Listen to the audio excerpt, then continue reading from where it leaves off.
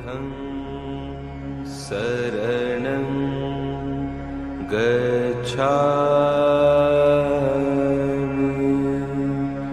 Dhammam Saranam Gacchami Sangham Saranam Gacchami Buddham Saranam Gacchami Dhammam Saranam Gacchami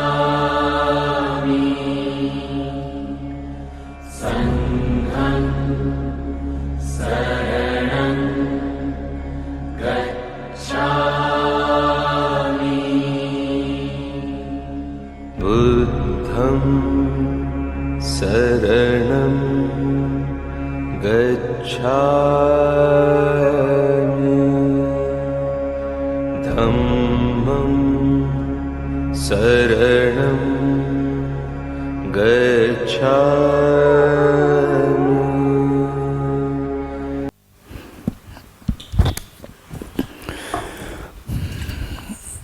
Page 4.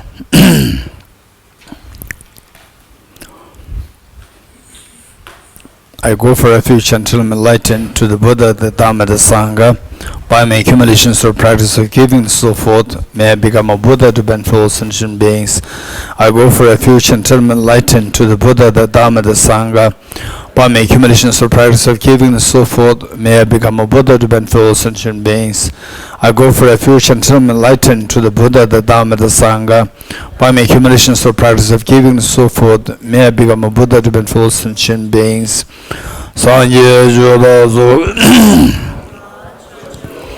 Dane Jabzu Nage Jinso Gebe Sonamge Dola Penir Sanje Jubaresho Sanje Jodazo Ge Jonam Tanjo Bado Dane Jabzu Nage Jinso Gebe Sonam Dola Penir Sanje Jubaresho Sanje Jodazo Ge Jonam La Chanjo Bado Dane Jabzu Nage Jinso Gebe Sonamge Dola Penir Sanje Jubaresho Sanje Jodazo Ge Jonam La Chanjo Bado Dane Jabzu Nage Jinso Gebe Sonamge Dola Penir Sanje Jubaresho Om Ye Dharma Hetu Prabhavam Hetum Desham Dattagato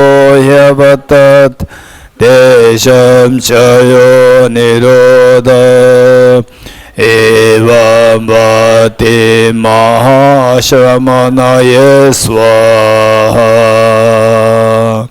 Om Ye Dharma Hetu Prabhavam Hetum Tesham Dattagato Yavatat Tesham Chayo Nirodha Evam Vati Mahashramanaye Swaha Om Ye Dharma Hetu Tathagato Yavatat Tesham Chayo Nirodha Evam Vati Mahashramanaye Swaha. All phenomena arise from causes. The causes are taught by the Tathagata. The cessation of causes as well is taught by the great seer. Deyata Om Gate Gate Paragate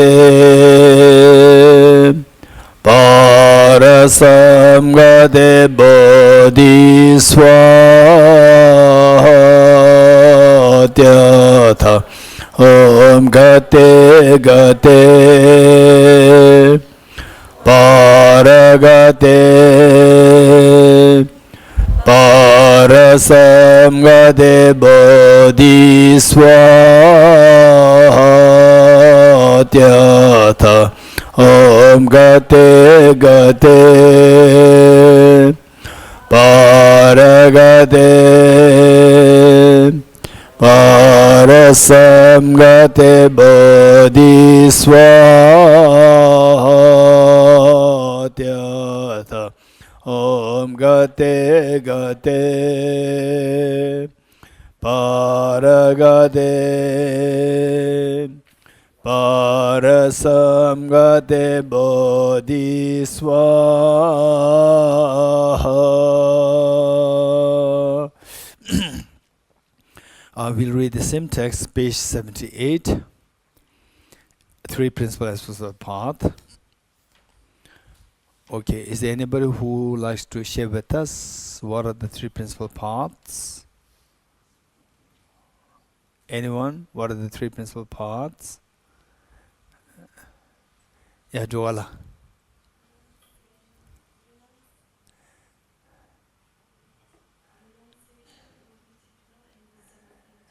How many agree with Joala? Raise hands.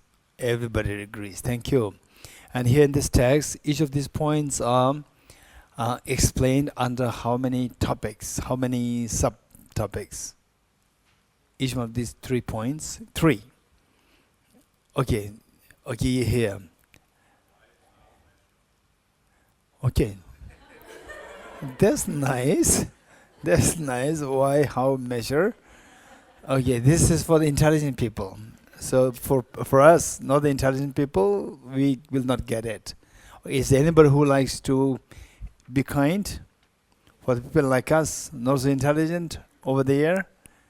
Yes. Yeah, so this is the 3 main points. Yes, you're right. So each of these 3 points, 3 principal paths, are taught under how many the sub-themes? 3 sub-themes. What are they? Somebody who is more kind? Right, not meant for the what is it? Geniuses. Huh? Anyone who can? Okay, Sheribema. Sheribema, Thosamling, this is your 3rd time.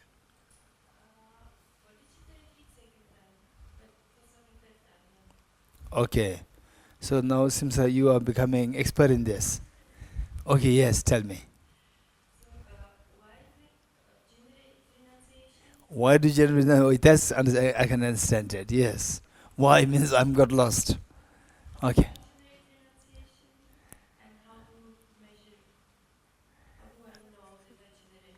Wonderful. The measure of having generated renunciation. Very good. Anyone else? About the second point. Anyone? Second point? Okay. Anyone else? Okay, Jane.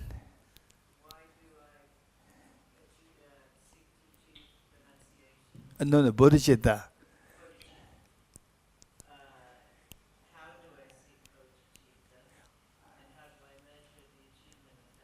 Wonderful. Anyone else for the wisdom? The number 3. Anyone else? Over there. Taruna.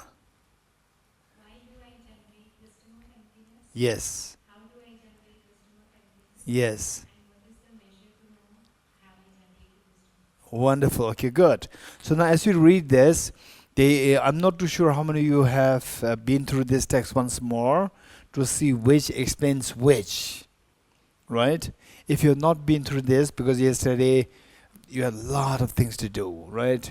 3 classes, morning practice 4, plus 2 group discussions, 5, 6, plus evening optional discussion, 7, right?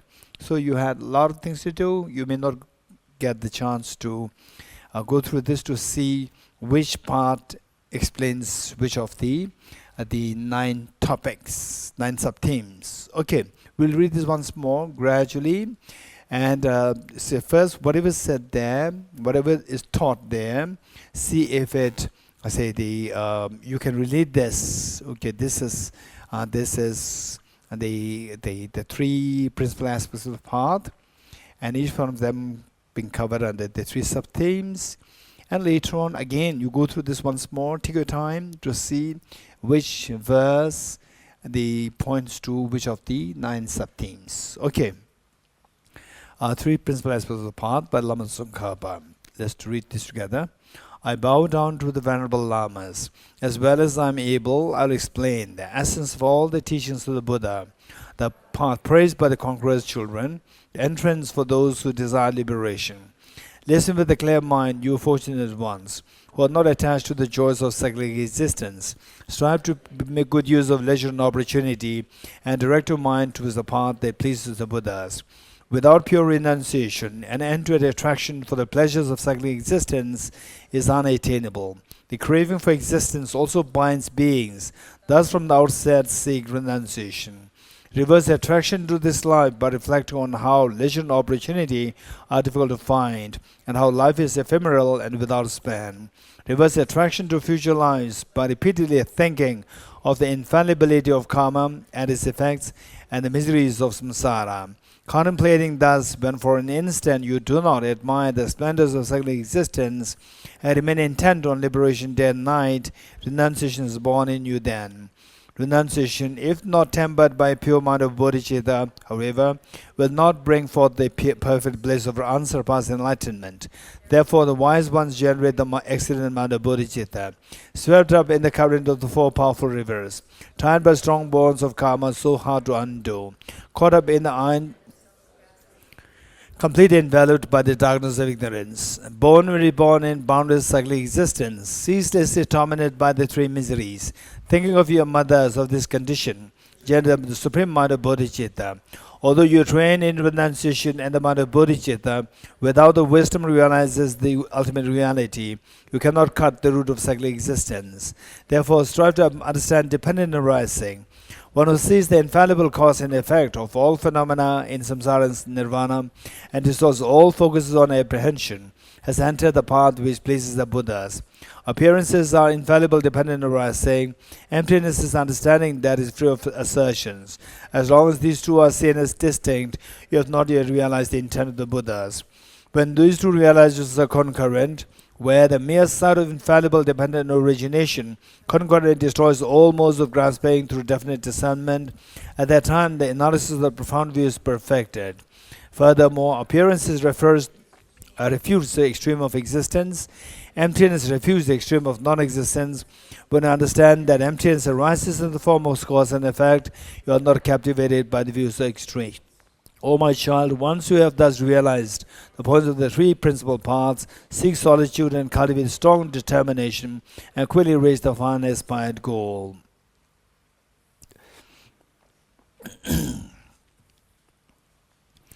Okay. Yesterday, where did we leave? Where did we leave yesterday? Taruna, where did you leave? You were looking at the person next to us. Okay. Okay, if you can identify the, let's say, the one of the salient points, like the what? For example, say let's say, how is the house? The house, instead of going to details, there's a dark spot there. Instead of that, the pillars, the windows, the doors, some big themes. Anyone? Okay, Jacob.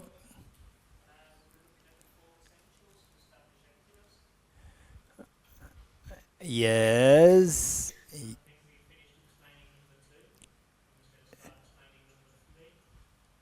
Oh, no.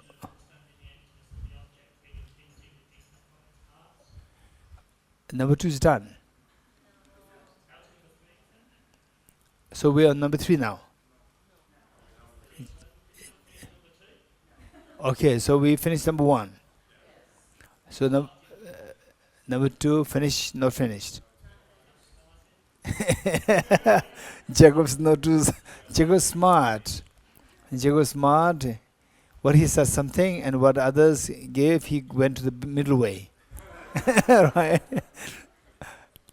It depends.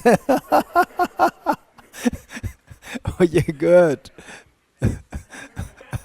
Okay. Okay. We are on number 2. With number 1 is done. Identify the object negation. Okay, quick. Why do we need the first essential? Anyone? Raise hands. Why do we need the first essential? Carolina. Mike. Because if we're going to say that emptiness is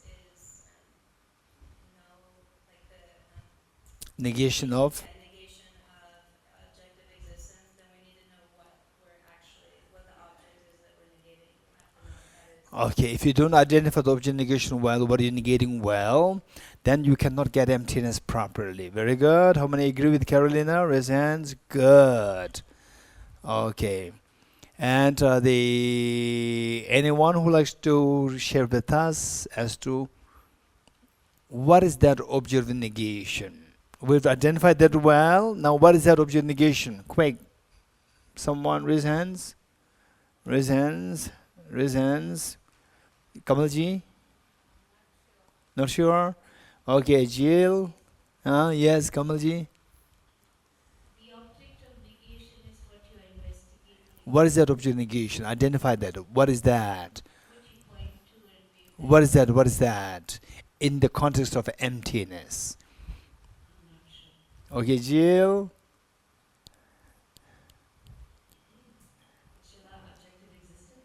Objective existence, right? Okay, by the way, what is that? Objective existent or objective existence?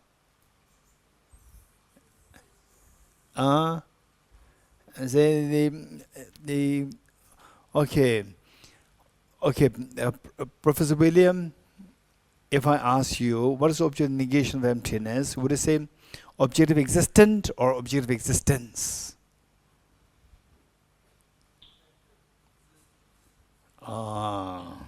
Did you remember what did you say? Okay, so because it is your natural English, for you this is very natural. So what I said before, it doesn't matter. You know, when somebody asks you, it comes naturally. What is correct is your English, is your native English. Okay, objective existence, not existent. Okay. By the way, I'm not an English teacher. I need to learn from you, right? Okay. So the object negation of emptiness is objective existence is the object of negation of emptiness, right? Okay. Next question. What does it mean by objective? Okay. Even these, how the questions are formulated. This is very important. You're getting it? How the questions are formulated. This is so important. To get to the point with the economy of words. You getting it? So to get to the point with using least number of words. Okay, what exactly does it mean by objective existence? Anyone? Quick. Hey, no one. Sonamla. Sonomali. Okay, Mike. Sonomali.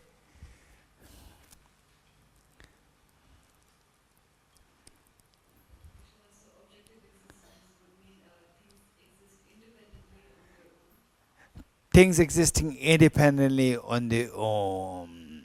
Okay. How many agree with Sonomali? All of you agree. Okay. Anybody else who likes to share in your own words what is objective existence? Nicola.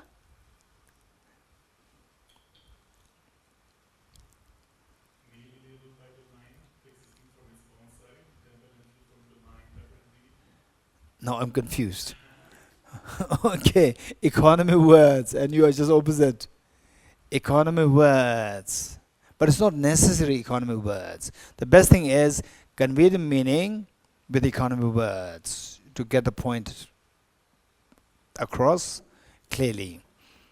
But sometimes with the least number of words, the meanings may not be too clear. You have to add words. That's fine. Okay, anyone else? Anyone from the Israel group? What does it mean by objective existence? Hey, Benla, translation.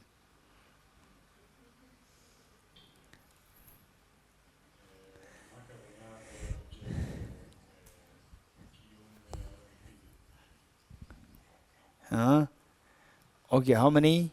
One there, Mikhail. Any answer? Mikhail, and the girl there, the mic passer. What's your name?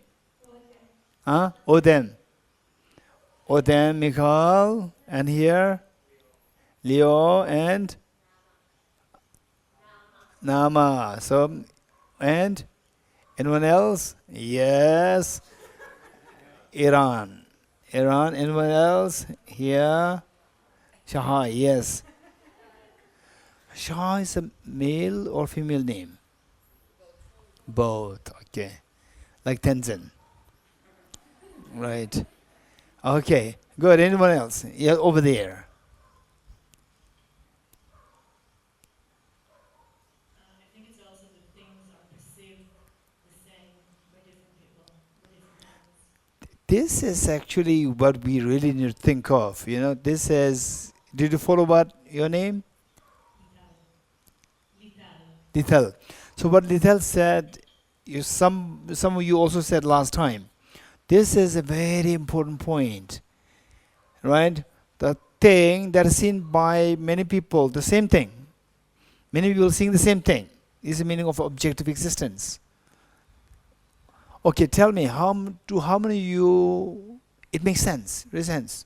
Objective existence means something objective. From the object, however many people look at it, you should see the same thing. That's the meaning of objective. That is very good. Very good. Raise hands who agree with Lithal. Very good. Okay, right? It's very good. It's very good. But, very good, it has many connotations, right? It's very good. It's very good. But, one question is there. So always when it comes with the thoughts, how can you fine-tune your thoughts? How can you fine-tune your understanding? How to grow in your understanding is invite questions. You're getting it? Questions, and then think more. See if it contradicts with your answer. If it identifies your internal contradictions. If you see that, then think more. Think more, and you go deeper. How we have to grow in your philosophy, your thinking. Then your thinking becomes very matured to the extent that say what the ordinary people can be swayed by emotions, right? Ordinary people can be swayed by emotions, attachment, anger, and so forth. Your thinking is so deep that you will not be swayed. You will become very stable. You will not be affected. This is the benefit of the cognitive ability becoming so deep, profound, and grounded. This is so important, where you will not be shaken, right?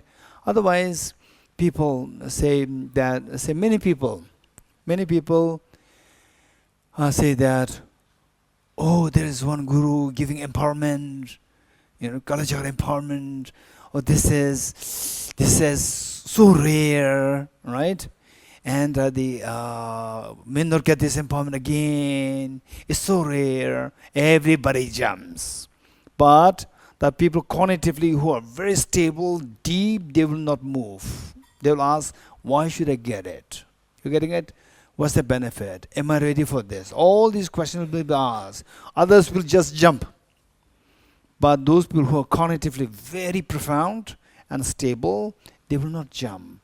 They will ask the question, what, why, how, measure, right? These two questions will be asked. Okay, so the question is that, what is objective existence? As per Lithal, and many of us agree also, is very profound. I would say that even though I see mistake in this, but I still see that this is very profound presentation. Let's say that okay, what's the color of this? Let's say white. Don't make complicated. White with a tinge of pink. Don't say like this. Just say white. Make it very easy. Okay, a white flower there, and we all put on blue glasses. We all put on blue glasses. What will you see? A blue flower. We are seeing the same object by many subjects. Many subjects seeing the same object as blue. It doesn't mean that it's blue. You're getting it?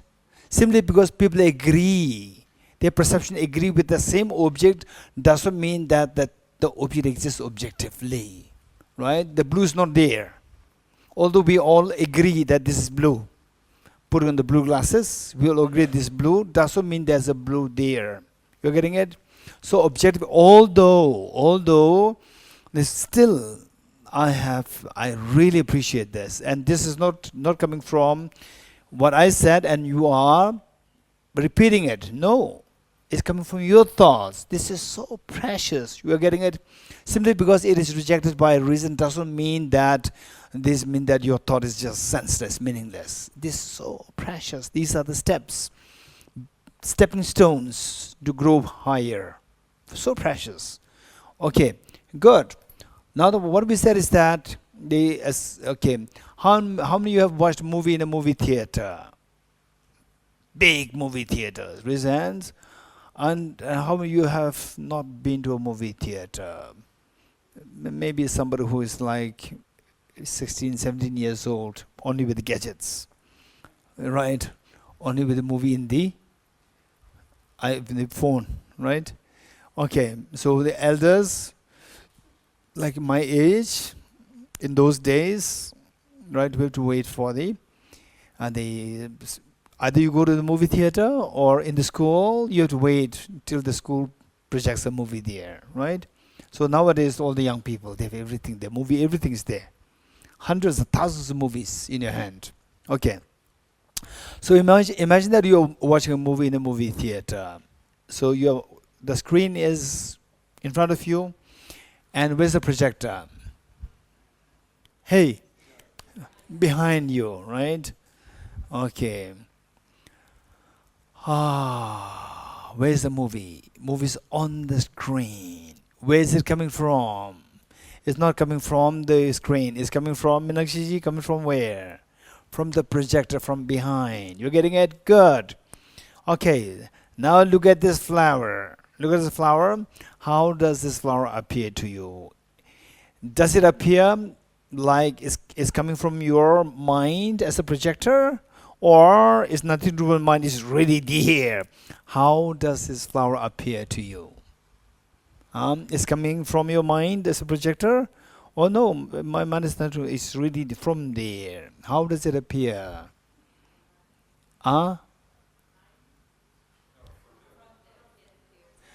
From the mind? No. From the mind? Yes. Raise hands. The flower appears as coming from your mind. Right? I appears as coming from your mind. Are you sure? Then you will not come to my class. I'm 100% sure. If you come to just check on me. To check if I'm teaching correctly or not. Right? Okay. How does this flower appear to you? As objectively real, or your mind is like projecting the flower? How does it appear to you? Objectively real. Right? But if I ask you, how does it exist? These two are different questions. How does the flower exist, and how does the flower appear to exist? These two are different. Right? How does it exist means it exists from the mind. But how does it appear to exist? It appears to exist as from the object. You are getting it? This is the meaning of objective existence, and that appearance is deceptive because the flower does not exist in that form. So in this connection, yesterday what we did was that we asked, okay, yesterday we took the Jill's bottle, now let's say the glass of water. Okay, who brought this? Dwala? Okay, she knows that I need example. Right, okay, thank you. So if I ask this question to you, okay, this is like revision from what we did yesterday. If I ask, what is this? You will say a glass of water, and the physicist will say this is a bunch of atoms, and the chemist will say this is H2O. You getting it? Okay, who's correct? We said that all are correct. But attached to the different perceptions, emotional states differ. You getting it? You agree? Emotional states are very different. When you're very thirsty, you see this water, you feel like drinking it. Whereas if you're very thirsty, you see just a bunch of atoms, this desire to drink the atoms will not come. Although these two, we are looking at the same object, but perceiving this thing in two different ways. You getting it? So from this, did you understand that from the perceptions decides our emotional states. You getting it? Perceptions, how you perceive the object decides your emotional states. Attachment, anger, happy, light, and so forth. The perceptions make the difference. You agree with me? This is very important. Very important. And perceptions are taking place where? On the object or in your mind? Perceptions taking place in your mind. You're getting it? You're getting it? So when you are very sure of this incredibly great freedom, right? Incredibly great freedom. The real freedom. When you see that everything is in my hand now, right? Say, I don't have to be rich. Say, people craving to become rich, right? So if I become rich, I'll be happy. What is happiness? It's a mental state. So that mental state you can create. You can create. So when you don't get it, you crave. There's a vacuum there. You crave. Okay. So when you see that, they said this craving is because of the perception taking place. Perception. This perception is purely coming inside, nothing really outside. And I'm looking for outside. It's purely coming inside. When you know this, then your emotions will be under control. This is extremely powerful. This is extremely powerful. You're getting it, extremely precious, valuable. And no matter what age, no matter what your social status, no matter who you are, right, you can be the happiest person. You see that everything is in mind. So oftentimes we are driven by the conventions, right? We are dragged by the conventions. We are dragged by the societal norms, societal conventions, right? We're dragged by the conventions. Say, for example, say a word. Oftentimes there's a problem on the child from the parents. Oftentimes, not always. Say, look at the neighbor's boy, look at the neighbor's girl. She's the topper. She scored so high, he scored so high, and you, what is you, right? So comparing, and the poor child is in problem, right? And the poor child also builds that habit, comparing. There's no harm in comparing. By comparing, if a stress is built up in you, this is a problem, right? So that's a bad comparison. Where the comparison comes and your desire to learn more, your desire to learn more, joy, finding joy in learning more. If that happens, this is a good comparison. What's wrong with it? You're getting it? So some people say that don't compare, right? Some people, they force you to compare, right? So where comparison is harmful, don't do it. Where comparison is helpful, do it. What's wrong? Finally, you should grow. You're getting it? And at the same time, it shouldn't be done with too much of stress and tension. Comparison and so forth. If there's too much stress and tension, it's not really good for your health. And your health can be hampered. And with this, your, the cognitive ability can be hampered. Okay. So from this, what we see that is that,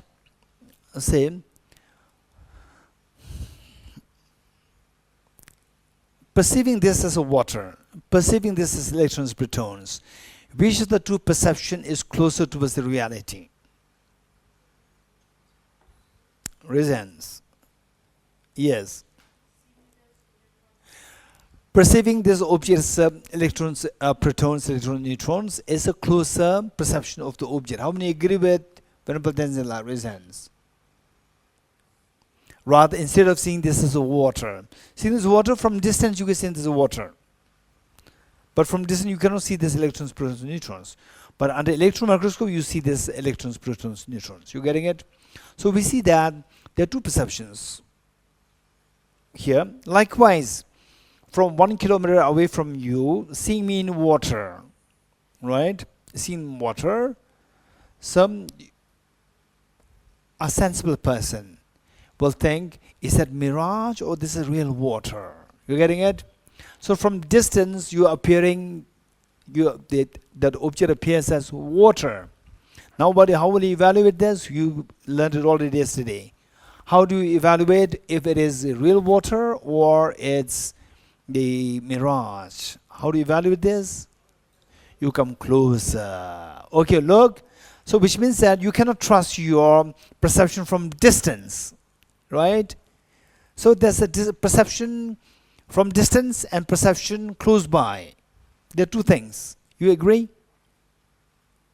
Okay. So perception from distance is known as conventional analysis.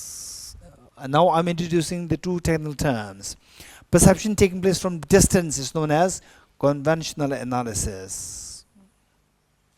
And perception taking place from nearby, close by is known as ultimate analysis. Conventional analysis, ultimate analysis.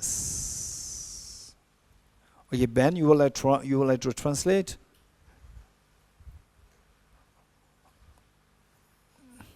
Okay, actually this girl who passes the mic, Ben is translating for you. For you and for all of us. Okay, yes, Ben.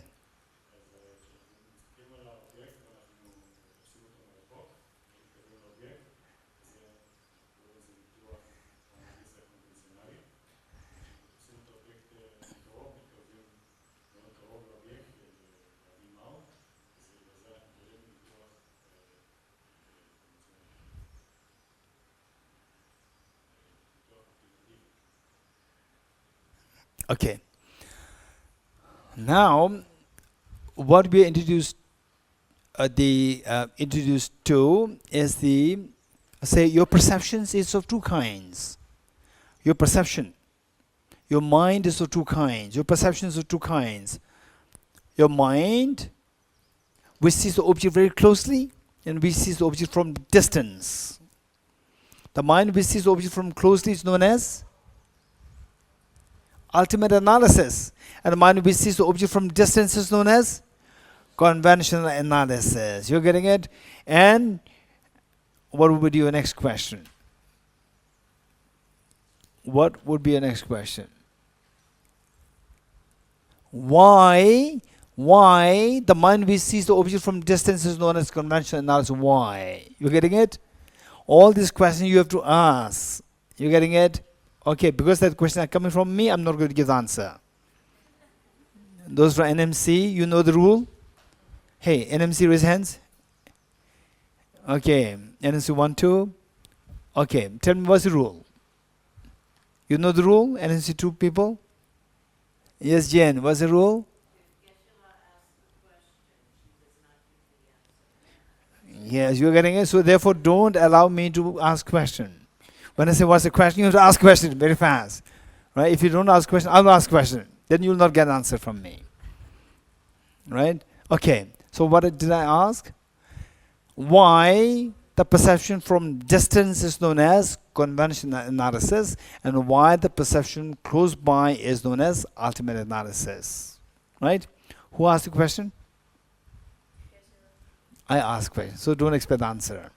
Right? Okay. So with this, the point is that we see that the two perceptions are very different. You agree? Two perceptions are very different. For example, like this glass of water, we look with the naked eyes, you see this water. With the electron microscope, you see this bunch of electrons, protons, neutrons. No water. Right? In the electron microscope, you don't see water. There's no water there. You agree? Good. So from this, what we can also say is that object as seen by the ultimate analysis is known as ultimate truth. Object seen by the conventional analysis is known as the conventional truth. So two truths. You getting it? Okay, which is the truth? The water or the electrons, protons, neutrons? Which of the two is the truth of this object? Both. One is gross and one is subtle. You are getting it? The gross one is known as conventional truth, and a subtle one, okay, in the loose sense, subtle one is known as ultimate truth. But we should be very precise. You are getting it? Ultimate truth and emptiness, these two are synonymous. Ultimate truth and emptiness, these two are synonymous. Okay, the statements that I'm making, make sure that you note them down. Ultimate truth and emptiness, these two are the same. And ultimate truth is the truth seen by the ultimate analysis. Ultimate truth is the truth seen by ultimate analysis. And the truth seen by the conventional analysis is known as conventional truth. You getting it? Okay. And the ultimate truth and emptiness, these two are synonymous. Okay. And emptiness is positive phenomena, negative phenomena. Okay. So what I said is that now let's go back. You're getting it? Let's go back from what we have discussed yesterday. Positive phenomena, negative phenomena, affirming, non-affirming, entities, isolates, one, different, all this we studied. Okay, now let's see the relevance here.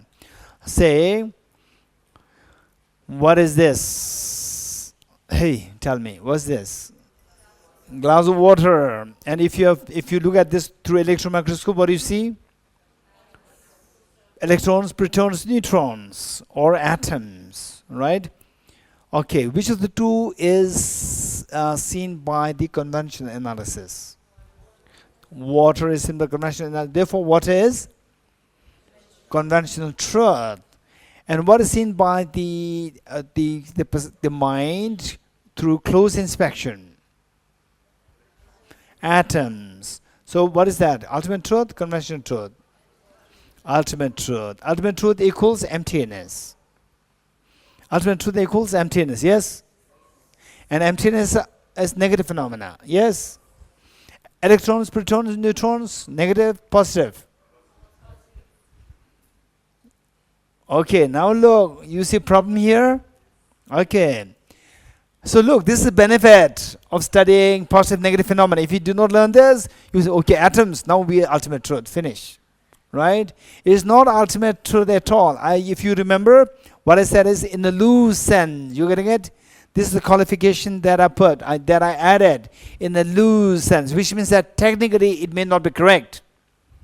You getting it? So what I said is that they say the same object can be seen in two ways, from close by and from distance. From the mind which sees the same object from distance is known as conventional analysis. Seems like you are very fresh today. Right? Either because morning I was missing.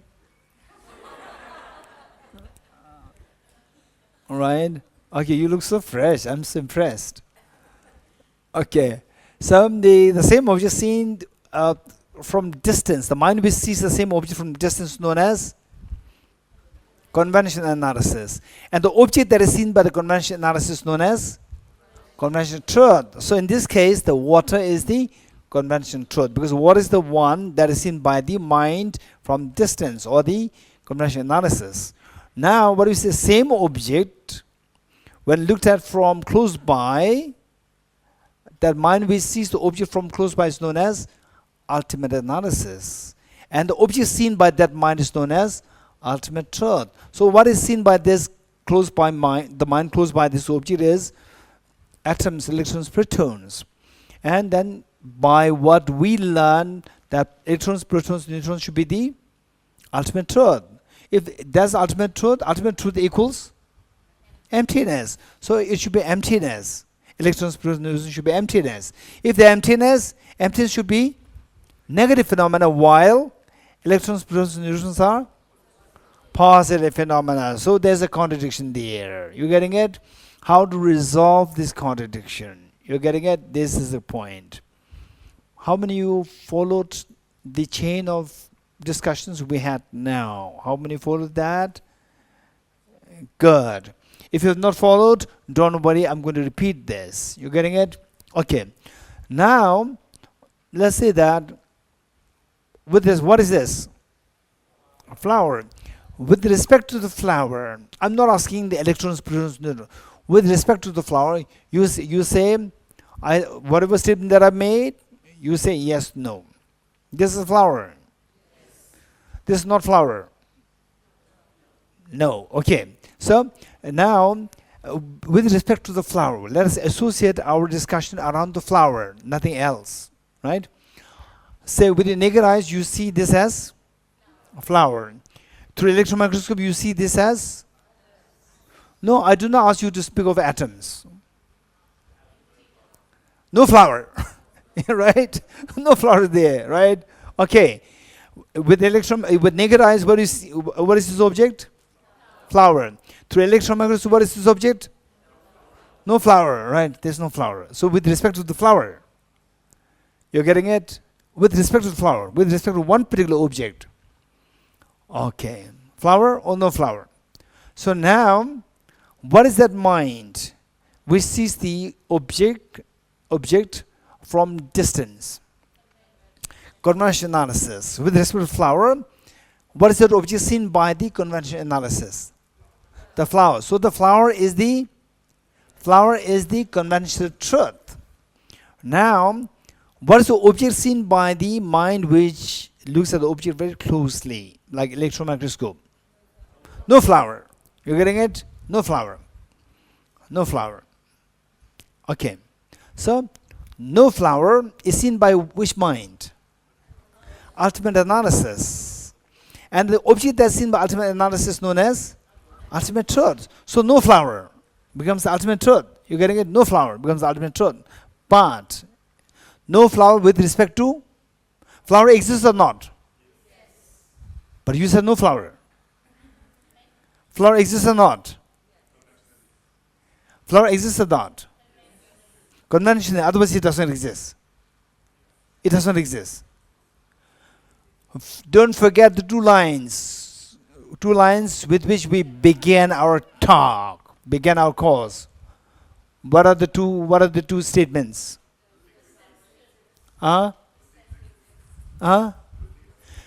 Do things exist, Kamalji? Do things exist? What's the answer? Yes. Does the flower exist? Don't say no. You're getting it? If you say no, you fall into nihilism. This is not emptiness. You're getting it? So now gradually, as you see you go deeper, and you start ending up into some contradictions. Solve the contradictions, go deeper. Again, you end up in some contradictions. Again, solve the contradictions, you go deeper.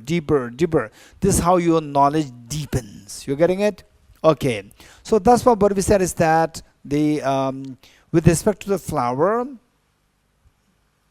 okay, through electron microscope, what is this? Through electron microscope, what is this? No flower. No flower? Flower doesn't exist. Okay, no flower. Absence of flower. Positive phenomena, negative phenomena. Very good. So emptiness is also negative phenomena. In a way, now the contradiction is the gap is being bridged. Emptiness is negative phenomena, no flower also negative phenomena, right? Earlier, atoms is a positive phenomena, so you cannot bridge. Now the bridge is happening. But one complication is there, that no flower is nihilism, right? Because we began the teaching on emptiness by the first two questions. Do things exist? What did we say? Yes. If the answer is no, what's the problem? You fall into nihilism. This is not emptiness. You getting it? Okay, now we have to solve this problem. There is a positive negative issue is solved. But we come up with next problem. That is, do things exist? And you say yes. Now no flower is what he's saying. So how to resolve this? Say, existence, whatever exists should exist conventionally. Don't forget it. Whatever exists should exist. I'm making the statements. And later on, don't just follow these statements blindly. You getting it?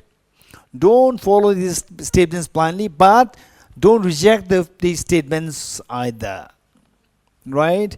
Keep the statements, and later on we have to work to make sure that these statements makes sense to us. Right? Okay. What statement did I make? Whatever exists should exist conventionally. Nothing exists ultimately. You getting it? Ultimate truth. Even the ultimate truth does not exist ultimately. Right? Everything exists conventionally, including the ultimate truth. If the ultimate truth does not exist ultimate truth, even the ultimate truth does not exist ultimately. Ultimate truth is ultimate truth, but it does not exist ultimately. You getting it? Okay, first make these statements. Okay, the Benla, you like to translate this part? Everything exists conventionally, nothing exists ultimately. Ultimate truth is ultimate truth, but it does not exist ultimately.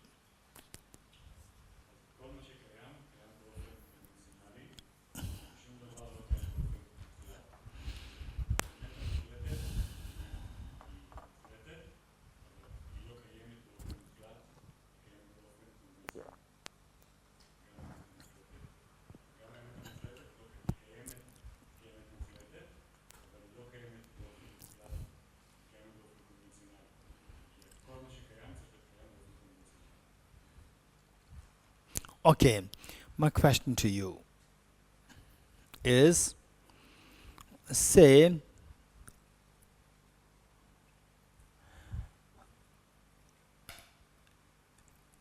you say you are looking for an employee, right? You are looking for a staff, a very good, decent, gentle staff, very gentle person, and you're conducting interviews, and the interview is just for like 10 minutes. In 10 minutes, can you make out how gentle the person is? Professor William, you must have interviewed a lot. Can you make somebody that, oh, this person really, this is the best person, right, for your job? You are looking for a very decent, extremely gentle, kind, sensible person who can handle things so nicely, and you have no clue of this person. And you are interviewing this person in just a span of 10 minutes. Do you think that you'll get the correct person with great surety? Not, no. Okay. So say, but there are two people who know that person, who know the candidate. One is his classmate, the last 15 years, classmate. And another one who saw this person in Thosamling just for 1 week. You getting it? So there are two sources. So whose description of the person A you take as ultimate? First, which one?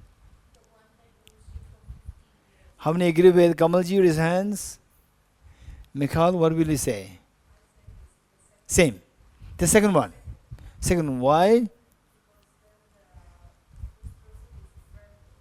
Not friend. Knows the person, I said. Right? Friend is you added. So many years doesn't mean friend. Can be enemies also. Okay, and now the Michael understood it, right? So which of the two would you want to? Second one. And if the person the person from Thosamling saw that person only just for 1 minute or for say 1 hour. No, then the first one. Good. Okay. Why the first one? First one explain of the two.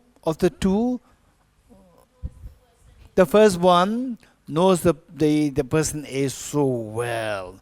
his or her description is more close to the reality as opposed to the second person's description. You agree? Generally speaking, don't be too serious. Don't take it too seriously, right? Generally, yes. So, say the information that you get more closely is known as the ultimate. It's the ultimate information, right?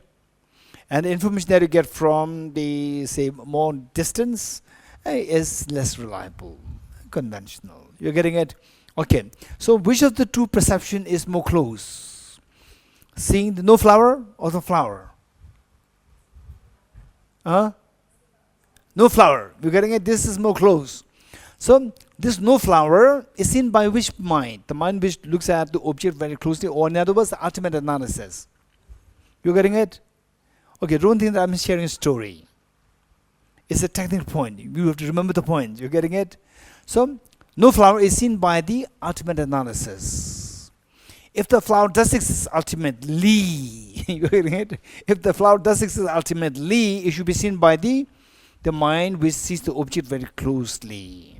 So the mind which looks at the object very closely is not checking whether there's a flower or not, it's checking whether the flower exists ultimately or not. Flower does not exist ultimately. Nothing exists ultimately. You're getting it? You're getting somewhere? Somewhere it's still not clear, right? Yes, getting somewhere, but still it's a little hazy. Okay. In other words, what exists, existence and what exists and conventional existence, these two are synonymous. Existence and conventional existence, these two are synonymous. You getting it? Because there's no existent ultimately. There's nothing ultimately existing. You getting it? Existence and what exists conventionally, these two are synonymous. Right? So simply because the mind which looks at the flower very closely, see no flower, doesn't mean there's no flower. It simply means there's no ultimate flower. You getting it? Okay. Let me repeat it. Thank you so much. Okay, so the girl there, she's so alert, right? When I say yes, then she stands up to give the mic. Okay.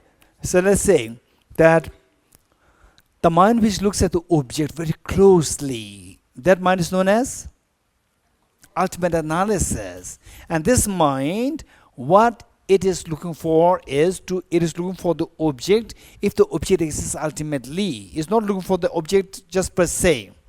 You getting it? That mind which, okay, let me repeat it. That mind which looks at the object very closely, referred to as conventional or ultimate analysis, right? That ultimate analysis is looking for the object, not just the object per se. It's looking for the object to see if the object exists ultimately. You are getting it? So when it says that no flower means no flower ultimately. You are getting it? So that is to be added. So this mind did not see no flower. It sees the ultimately there is no flower. Because this is the mind which analyzes if the flower exists ultimately or not. It's not analyzing the flower per se. Okay, Lorela. Yes. Maybe it's silly, but if nothing exists ultimately, then why do you need to check? That's a good question, right? If nothing is ultimately, then why do we need to check? Okay, is there anybody who has answer, or who likes to give who likes to help me, who likes to say there are three of them. Yes, Iran. Okay, first you talk in English, followed by in Israel the Hebrew. We have a very strong habit to believe in the ultimate existence of things. We are in a convention, so we think that things exist objectively. And when we look closer, we understand that they don't exist objectively. Okay, now in Hebrew. פשוט רגילים מאוד לחשוב Okay, first question. Question in Hebrew. the question,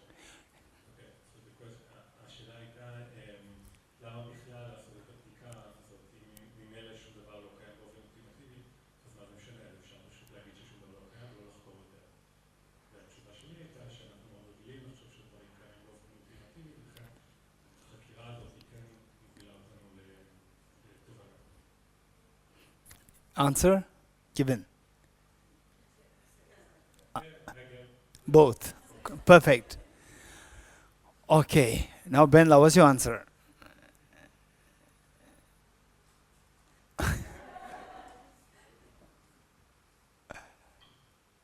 Okay. What's your name? Huh? Totem.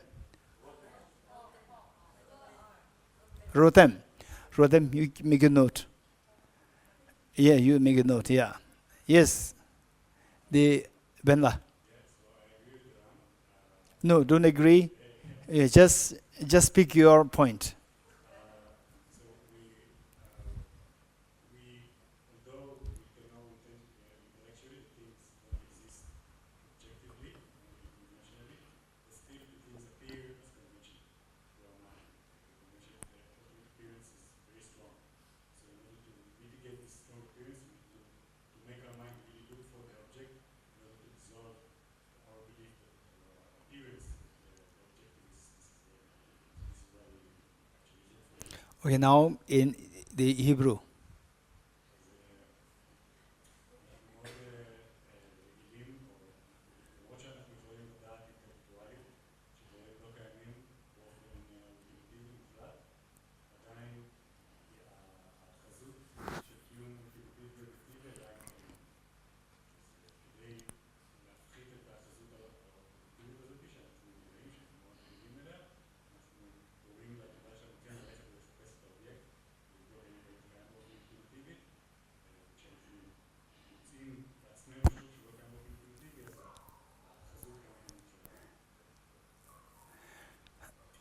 Okay, this is Biala. So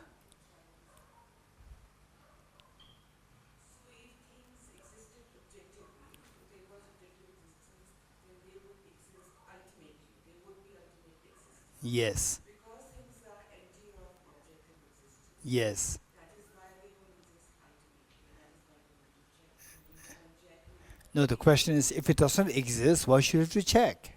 Because Geshe, if they existed, objective existence, if that is, if we perceive things as objectively existing. Okay, good. Okay, Laura, the Laura, are you happy? Not happy? Huh? So. I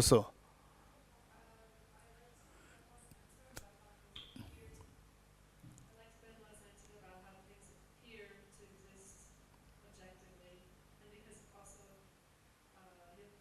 Iran. Iran's comment that because of our strong habit of seeing them as objectively existing. Okay, the Laura, did you ever lose your key once in one lifetime? And you're looking only in one place, or you are looking everywhere? It does not exist everywhere. Why are you looking for there? Why are you looking everywhere? It does not exist everywhere. Why? Why? It's not there. It's not everywhere. If it does not exist everywhere, why are you looking for there?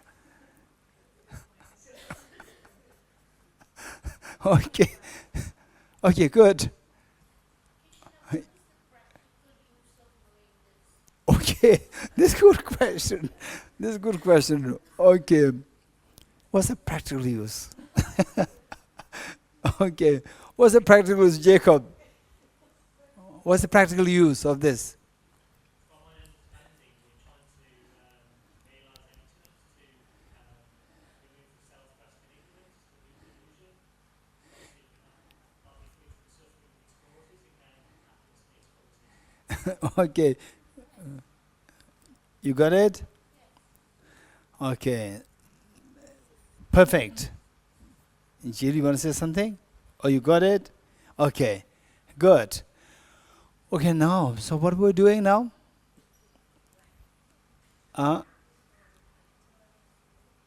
Sunamla? Okay, so this ultimate analysis is not looking for the flower per se. It is looking to see if the flower exists ultimately or not. When you say no flower, it simply means no ultimately existing flower. You are getting it? Don't mix up the two things. And no flower, is it positive or negative? What is that? No flower in my hand. Flower, no flower. No flower. No flowers is conventional truth, ultimate truth. Rashmi. In my hand, no flower. Ultimate truth or the conventional truth? If ultimate truth, then the without studying emptiness, you should see emptiness. Ultimate truth and emptiness used to mean the same, right? So you should see the emptiness, but it is not, right? So no flower in my hand is the ultimate truth, conventional truth. Conventional truth. Because the conventional truth, it should be seen by the, which is the true mind? Conventional mind, conventional analysis, not the ultimate analysis. So no flower is decided by the conventional analysis, not by ultimate analysis. While the ultimate analysis decides whether the flower exists conventionally, ultimately or not. You getting it? So when it says no flower, it means no ultimately existent flower. Okay. How many you got it? Raise hands. How many still struggles? Raise hands. Okay.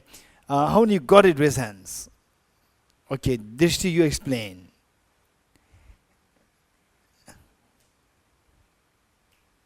Yeah, just speak whatever comes to your mind.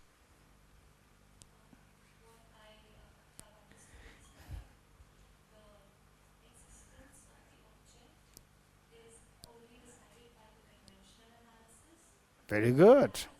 If the object is existing from its own side, is decided by the ultimate analysis. Okay, let's put it in say what you said is perfect.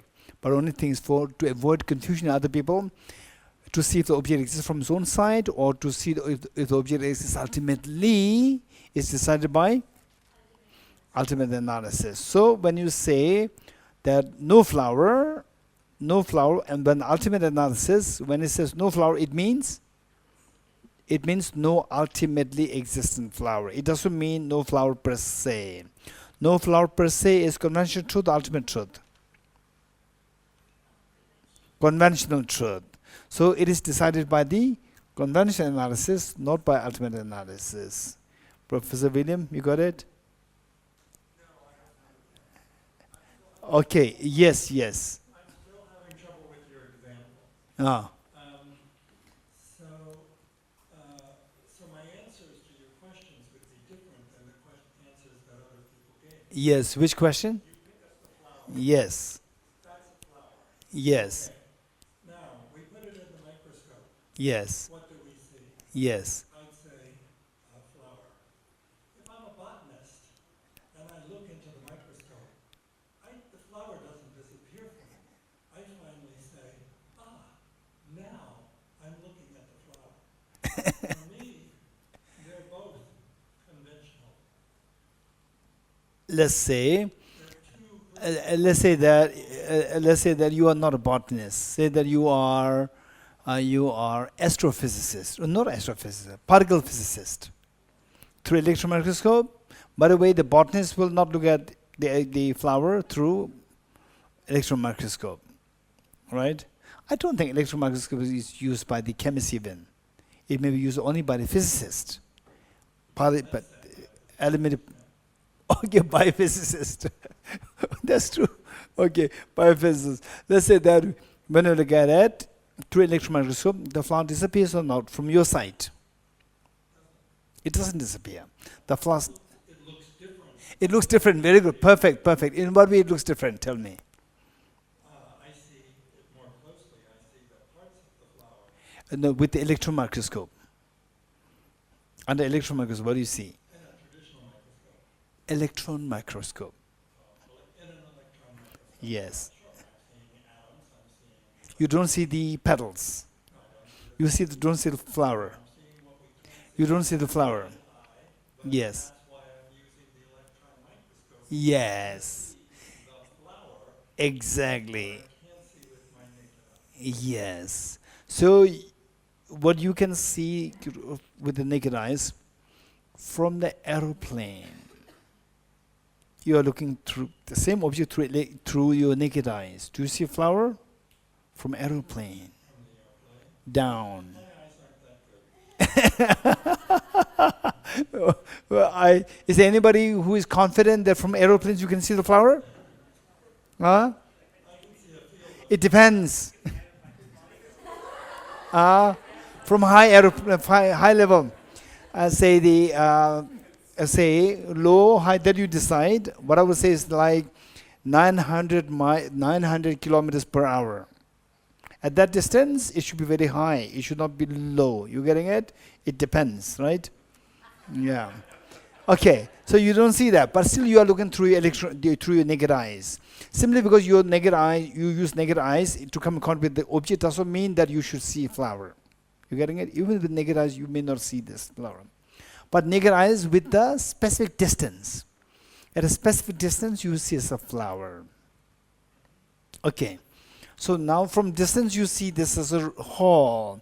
You go closer towards the wall. Even with the naked eyes, you will not see a hall. You will see just a blank wall, right? Good.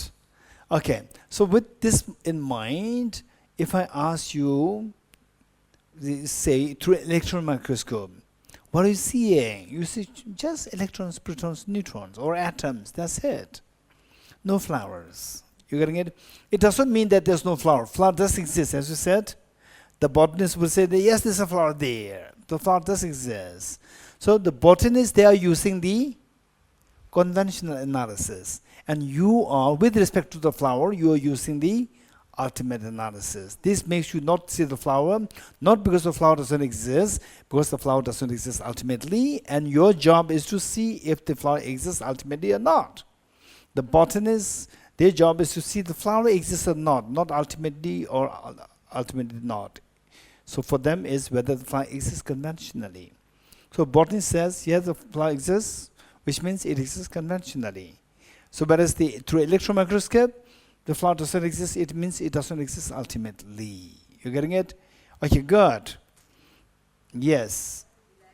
Yes, Elena. How does the atoms don't exist ultimately? Okay, this is the next question. You getting it? Now through electron microscope, you see the atoms, right? But I said that with respect to the flower disappears. You getting it? Okay. With respect to the flower, look at through electron microscope, not otherwise. Otherwise, the flower doesn't disappear, but the flower's there. Looking at through electron microscope, with respect to you, somebody who looks at it through electron microscope, the flower disappears. Now that you're already exposed to what we studied yesterday and today, my question to you. What is this? Feel free to give the naughtiest of the answers. Flower? Anyone else? Bunch of atoms? Not a spaceship. Anyone else? Not a cheesecake? Absence of chocolate? Good. Now look. With the same object, you can see it in different forms. As flower, no ultimate existent flower, no objective flower, no chocolate, no spaceship. You can see it in a bunch of atoms and so forth. You're getting it? The same object can be seen in different forms. You're getting it? So, all these perceptions, are they same or they're different? They're different perceptions. You're getting it? Are they describing the same object or not? They describe the same object, but the descriptions differ. Right? Perceptions are different. In your thought, things appear differently. You're getting it? While you're describing the same object. So all these are different isolates. What comes to your mind? Different descriptions. Bunch of atoms. No spaceship, no chocolate. What else? No cheesecake, right? No flower, no intrinsic flower, no objective flower. These are all different isolates of the same object. How many such different isolates are there? Infinite numbers. So if you're not tired, you can keep saying that this is not Dorji, this is not Sonam, this is not Jill, this is not Shaha, this is not Carolina, this is not carpet, this is not tree. If you're not tired, you keep saying this. Infinitely. There are infinite number of isolates. You're getting it? Okay, look. There are infinite number of isolates. Okay. Some of the objects, isolates, are seen by ultimate analysis. Some of them are seen by the conventional analysis. So the question from Elena is, what are the atoms? Bunch of atoms. Right? The mind also sees the bunch of atoms. Say, even through electron microscope, looking at the electron microscope, through electron microscope, you can take the form of ultimate analysis, you can take the form of conventional analysis. Through electron microscope, you can see the atoms. Correct? Not correct? Correct. So from that point of view, the electron microscope is not focused on the flower. It is focused on the atoms. And the atoms are positive phenomena, negative phenomena. Positive phenomena. A mind which sees the positive phenomena should necessarily be conventional analysis. So from that point of view, that electron microscope, the eyes which are used to look through the electron microscope, see the atoms, this mind is conventional analysis. Whereas through the electron microscope, you are looking for the flower, right? You are looking for flower. You are not looking at the atoms. No flower, right? No flower. Then what happens? You get a little bit of shock, right? You get a little bit. What happened? No flower, right? So there you are getting the non-affirming negative. You are not getting hold of the positive phenomena. Atoms are positive phenomena. You're getting it? Looking at the same object through the same medium, but you can manifest in the form of ultimate analysis. Where's the flower? Flower is not there. Flower is not there. Flower is not ultimately there. Is affirming negative, non-affirming negative. Non-affirming negative, positive negative. Negative phenomena. You're getting it? So then that mind which looks at it, and then it says the flower is not there. Flower is ultimately not there. That mind becomes the ultimate analysis. Even look at the same object by the mind can select the two. Select either positive phenomena or negative phenomena. You getting it? I said, what is this? Flower, positive, negative. Empty of flower, empty of objective existence, positive, negative. Negative. The same object, on the same object, you can, with your same mind, you can look at it from the positive side, negative side. It entirely depends on the individual. You getting it? So, the next question is, what about the atoms? So the mind which sees the atoms through electron microscope, that mind is conventional analysis or ultimate analysis? Conventional analysis. Now, how do you see the emptiness of these atoms? Right? Now, Lethal, you want to say? How do you see the emptiness of atoms? You now take the atoms as the object of analysis, employ ultimate analysis with respect to the atoms. You getting it? Ultimate analysis not with respect to the flower, because that you want to see the emptiness of the atoms. So you look at the atoms through the ultimate analysis. How to do that? As Lethal said, you have to go closer to those atoms. Going closer to those atoms, you see that it is made of electrons, protons, and neutrons. And neutrons are not the atoms. And the electrons are also not atom. Protons are not atoms. So on that level, again the atom disappears. So again, no ultimate atoms. You getting it? This is what you discover. Okay, this is how we have to keep going. Okay, before we go any further, any questions? Yes, Jacob. Is that why you said it's important to identify the object of negation? Because for that reason, because if you negate the same...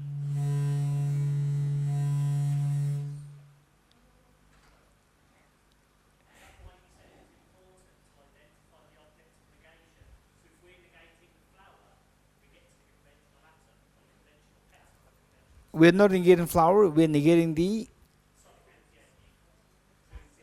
true existence of the flower. Very good. So is that why it's important? Because you always get to another conventional, you always get to another conventional truth ultimately, and then you have to go with the ultimate analysis to find the, Perfect. Very good. is that why you get? Perfect. Yes, Jacob, I agree with you. Good. Any more questions? Any more questions before we go further? No questions? Yes, Mikhail.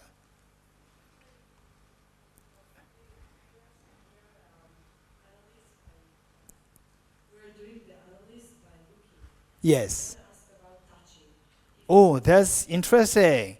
So at the moment you're talking about the visual objects. Now what about the tactility, the touch? If this is very also ultimate analysis, if I touch it. Yes. Oh, this is interesting. Okay. Anybody who likes to give the answer to this? Mikhail's question. Mikhail, thank you. Okay. Anybody who likes to give the answer? How do you do the ultimate analysis with respect to the touch? Or the smell? Or sound? Or taste? Anyone? Okay, lethal. Really only yes. Choose one. Yeah, so the touch. Touch. So if we break something Yes. completely, Yes. we don't have the same, like the touch will be different. So we kind of, lose the touch. If we take a table and we completely, smash it to very, very small parts, Yes. so the touch will be different. So we no longer have a table. Okay. So you have to break it. If you don't break it, then you cannot do. So with the flower, we do not break the flower. We keep it as it is, and then we see the atoms.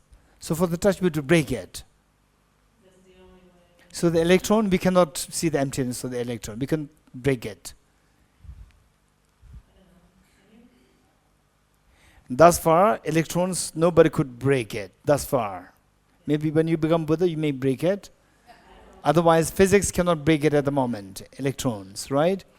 Okay. By the way, translate this, Benla. The question, Mikhail's question is very good. I hope, Benla, you got the question from Miguel. I'm sure. Good. I trust you. You can tell me if I'm wrong about the question. השאלה הייתה, עד עכשיו דיברנו על אנליזה או ניתוח אולטימטיבי ביחס לראייה, ביחס לדברים שאנחנו רואים ומתקרבים אליהם בעזרת מיקרוסקופ וכו'. ועובדה שהאם כשאנחנו אפשר לעשות את אותו ניתוח גם באמצעות מגע. אפשר לעשות ניתוח אולטימטיבי גם באמצעות מגע, ושאפילו שמיעה, ראייה.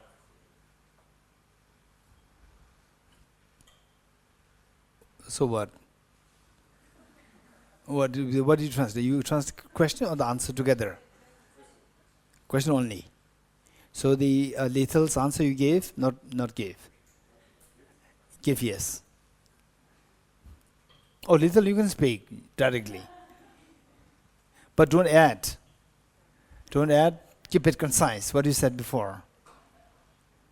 התשובה שלי הייתה זה שאפשר לשבור דברים, ואז לוקחים את השולחן למשל, ושוברים אותו לחלקים קטנים, או מורחים אותו לגמרי, אנחנו כבר, אין לנו שולחן, יש לנו חומר לחיים. Wow, very precise. Thank you. Nicola, what did your question or what? Answer to this. Okay, good. Yeah. So the smell and the taste. No, go for one. No, go for one. No, you decide. You go for one. So, for example, if maybe some of us will catch COVID in the past, then we lost the smell and the taste. No, go for one. Don't go for two. It confuses. Go do taste. You taste. So we can see when we didn't have COVID in the past, cheesecake would be very tasty, and we feel it comes from its own side, from the side of the cheesecake. When we have COVID and we lost the taste, we realize that from the beginning we come from the object because the taste is not there anymore at all. The cheesecake doesn't taste delicious. No, the ultimate analysis. This is not ultimate analysis. So she's talking about how do you do the ultimate analysis with respect to the taste. Right? Anyone else? Okay, Jane.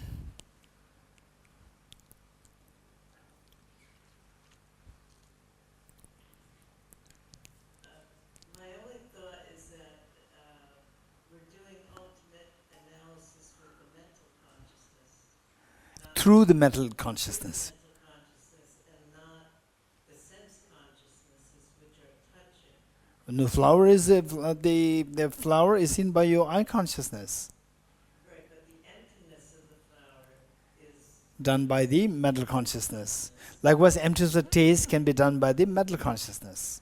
I would think in the same. So how do you do that? How do you see the emptiness of the touch? Touch per se is sensory, but then how to see the emptiness of the touch is done by the mental consciousness. How to reach to that level of the understanding, where mentally, on the mental consciousness level, you see the emptiness of the touch. How? By looking for the ultimate existence. How? Yes, that's true. We have to look if the touch exists ultimately or not, but how? Okay, Ben.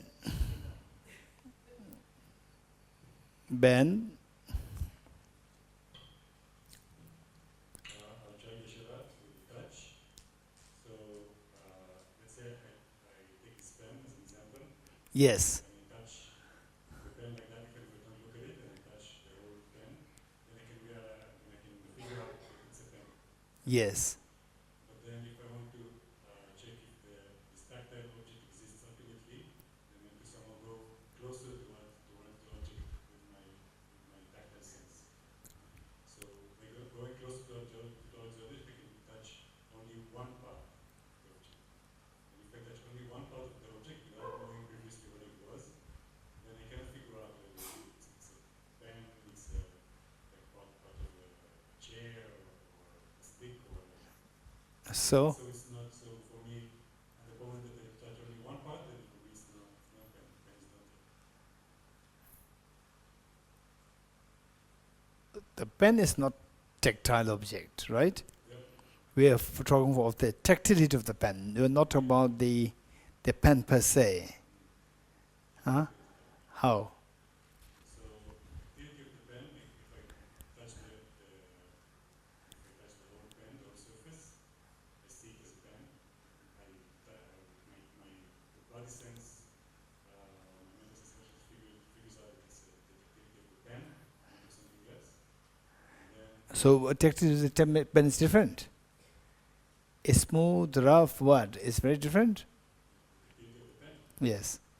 feels like a pen. Okay, Venerable Karuna. Mike.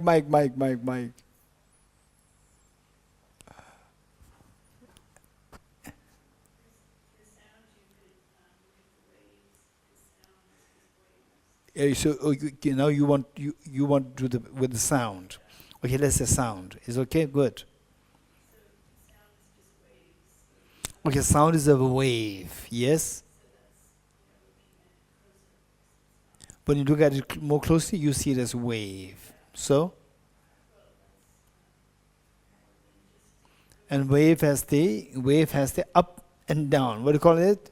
Crest and tuff, right? You have the crest and tuff making frequencies, right? Okay. So the crest per se is not wave. Tuff per se is not wave, right? So if you look at these, where's the wave? Again, the wave disappears. If the wave is not there, sound is not there. Sound makes no sense when you think about only the crest. If the crest can be divided into many segments, the top, peak, and next to the top, next to the top, like this, we see that the wave makes no sense. Concept of wave dissolves. Concept of sound dissolves, right? Very good. Thank you, Venerable Karuna. Thank you so much. Michael, you happy? With the sound? Okay, with the sound is perfectly happy. Not just happy, very happy. Okay, anybody who likes to do with the touch and the, okay, let's say, Okay, Laura. First you have to tell what do you want to do with these. Now only 2 are left now. Okay, 3 left. Touch, smell, and taste. Yes. Touch. You want to touch. Yes.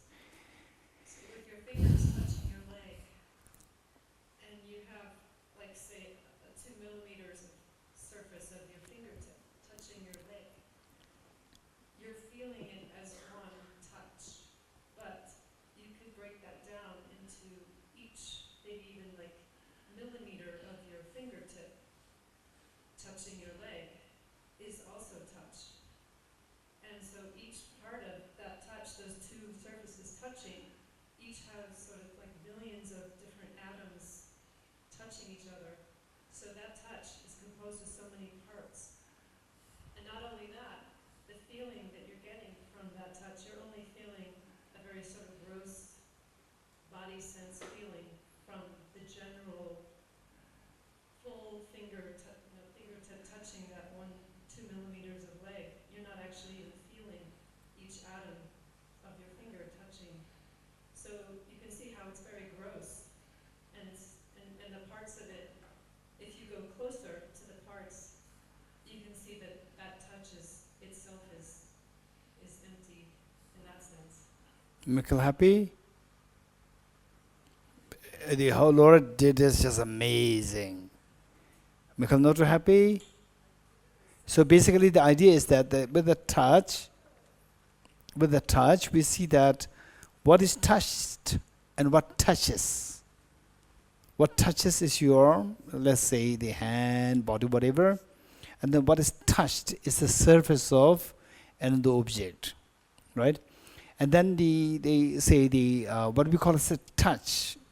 The touch, you're talking about the object that you're going to touch. So that object, let's say the size, it has a specific size. Let's say let's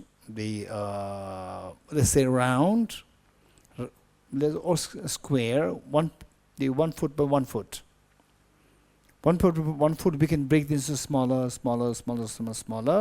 and then with your hand touching it, you see that this is a big object, this is a small object, you can identify that, right?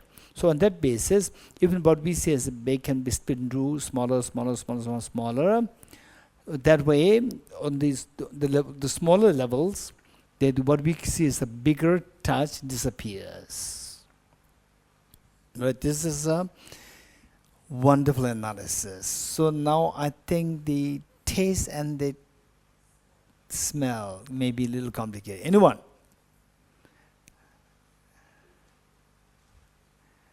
Anyone know?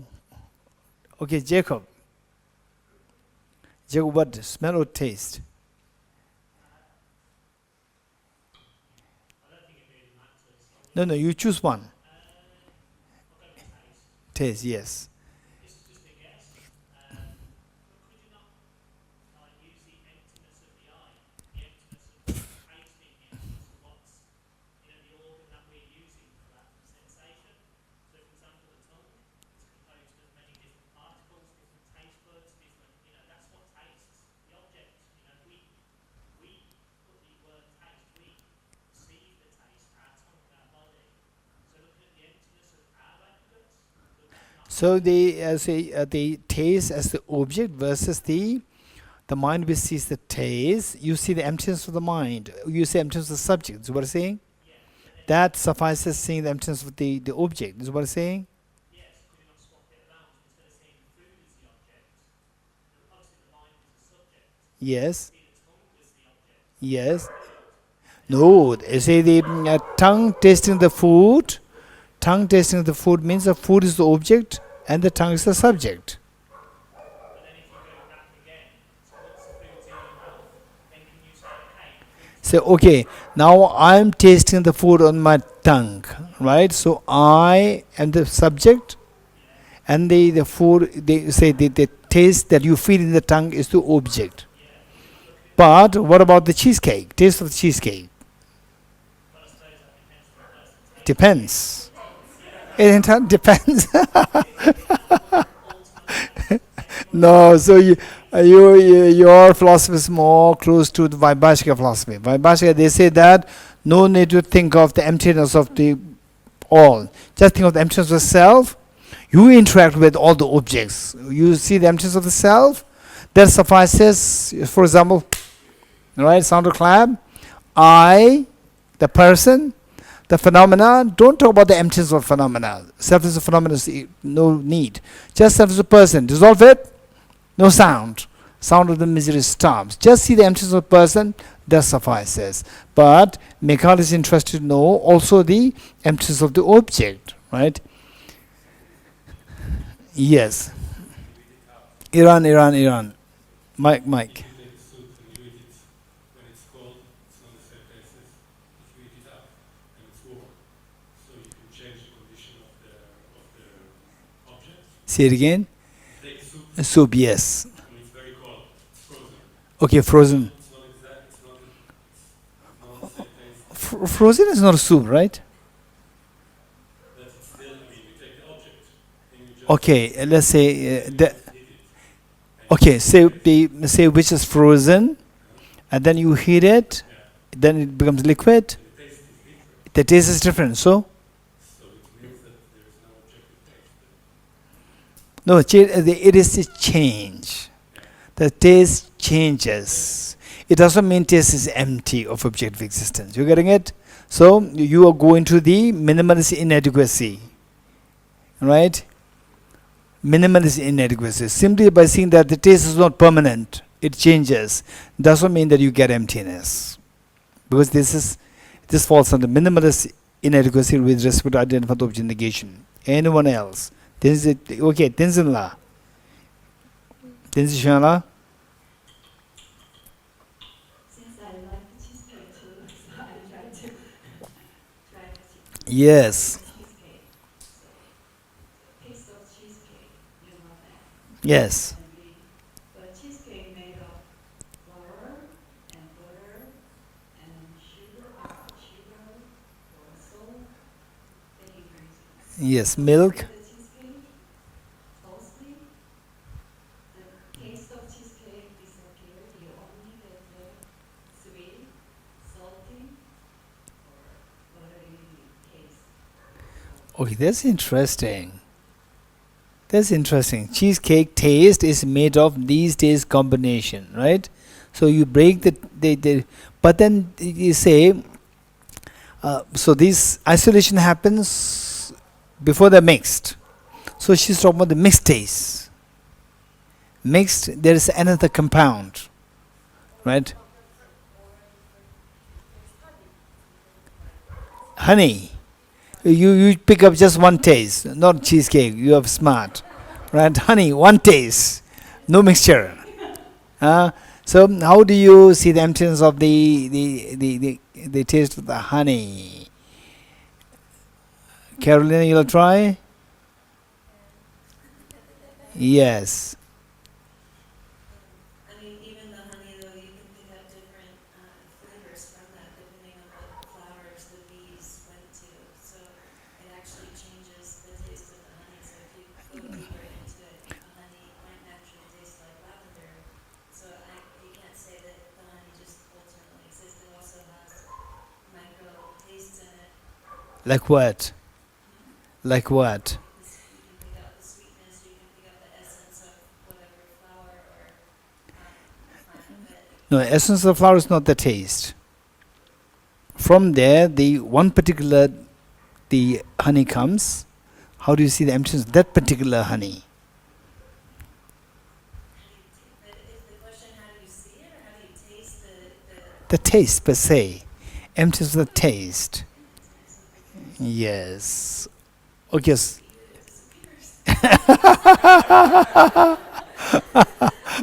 So that is what similar to what Iran said. The taste was initial taste was there, then taste is gone. You're getting it? So this is often okay. So normally. Isn't it so that ultimately all the things that we're tasting and touching, the eventual recognition is done by the mind? Yes. Not mentally, still are they not subject to be broken into parts mentally? Can you bring in Recognition is made by the mind. Yes. How do you break this into parts by the mind? How? The taste.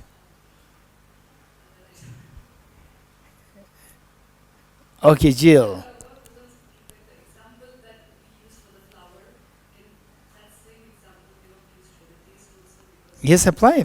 Just apply and tell us. How do you do that? that's what I was thinking. That final eventually appreciation. Of course, that is, how to see the emptiness, how to break into parts. So that is done by your mental consciousness. But how is that done? So the way, the manner in which we do for the flower, visual objects, how can we do that on the taste? Okay, maybe last, Jill here, Jill, and then Asta. Okay, Jill, Asta. Jill first.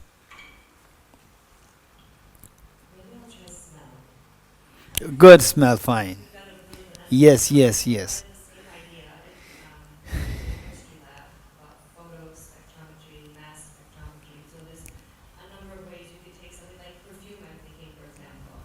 We smell a perfume and it has so many different smells to it, very sophisticated nose. So if we put that in like a spectrometry, we're going to get something like a wave. I don't know if any of you from chemistry class, you can actually put it where you're putting light through it, and it's going to spit out kind of what are the compounds there, the heavy ones, the lighter ones, and you'll get kind of a wacky curve that will allow you to see like this is carbon or this is hydrogen or this is, so going down that way where you can break it down even further as well.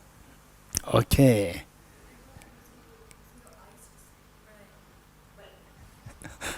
That's true. It's become visual. But I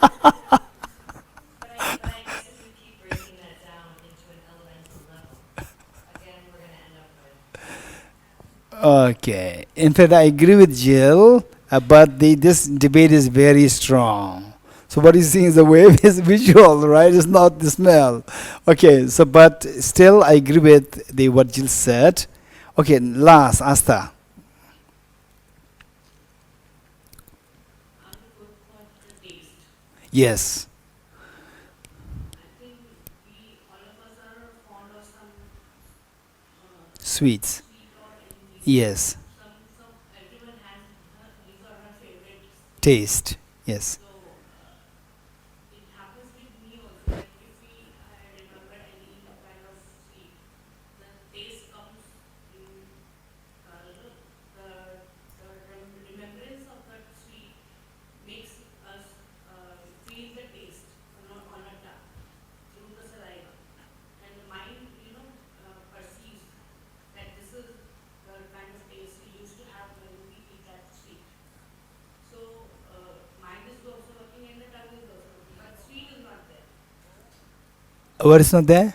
The particular sweet, I'm not eating that particular sweet, I'm just remembering the taste. You remember the thing, and then it makes it makes your mouth water. So you are not coming in contact with the taste, but still the memory comes. Memory of the taste comes. So what? So the thing, so we can say that it is not like it is the object, the sweet is, the taste is subjective to the sweet. Taste is subjected to the We can say it is not necessary that taste is subjective to the sweet. okay. The sweet may not be near. It may not be there. Still, you can have the taste. So we can Still, you can have the taste or the memory of the taste. the memory of the Memory of the taste is not taste. Don't forget it. Memory of the flower is not a flower. Right? So, memory of the taste and taste, these two are different. Right? When you're so infatuated with the sweet, even the memory of the sweet, they can make you so happy. Right? So you think it's sweet. It's not sweet. Yeah. Okay. Good. So, yeah.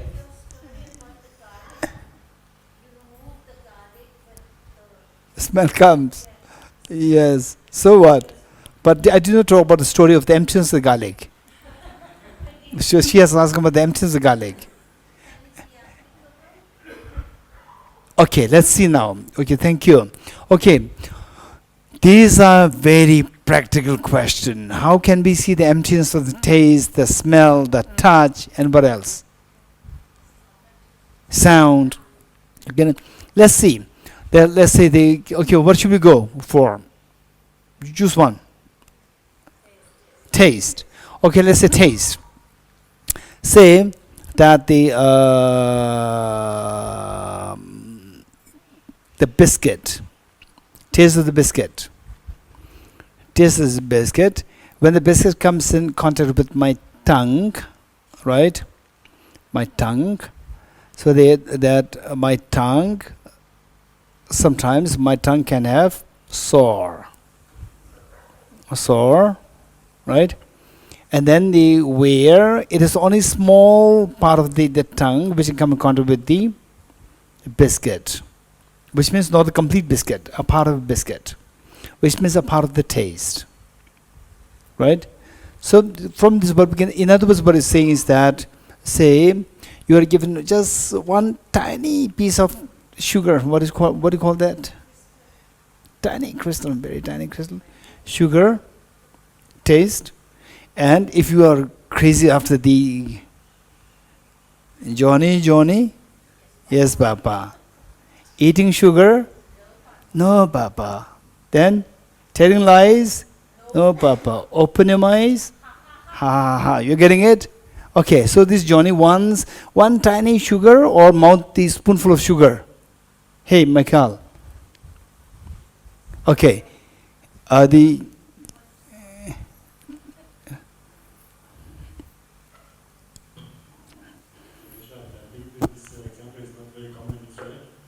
no, it doesn't matter. Just say a small child who is crazy after sugar. Just one small piece of sugar or a big spoonful of sugar. Which does the child prefer?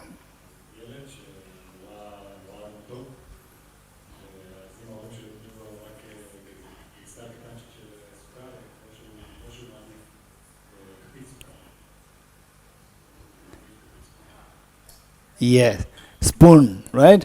So with the spoon, you get the particular taste. That taste is nothing but the combination of the many sugar touching with the many taste buds. That overall is what you call as the taste I like, the child likes. So because that this taste has many parts, which, like what Laura said, is many parts. So each of these parts has the experience of a tiny taste. Combined together is the taste which the child likes, not the tiny one. But the combined taste which the child likes is nothing but made of parts, many parts. So you split this. In the individual parts, the combined taste is absent, is not there. So this is how we see the emptiness. Likewise the smell. Smell also, right? See if you like the smell of the fresh flowers, right? Just a very, say, just you force yourself, then you smell a little bit versus the whole room filled with the smell. You like the whole room filled with the smell. This home rules filled with the smell. There's nothing that comes in contact with the smell senses, right? And smell sense is only just one small tiny part. There are many, it's spread. Again, you see that there are tiny bits combined together. You feel the whole smell, right? Actually, it's made of tiny bits. Again, you break this into parts. It does make sense, Mikhail?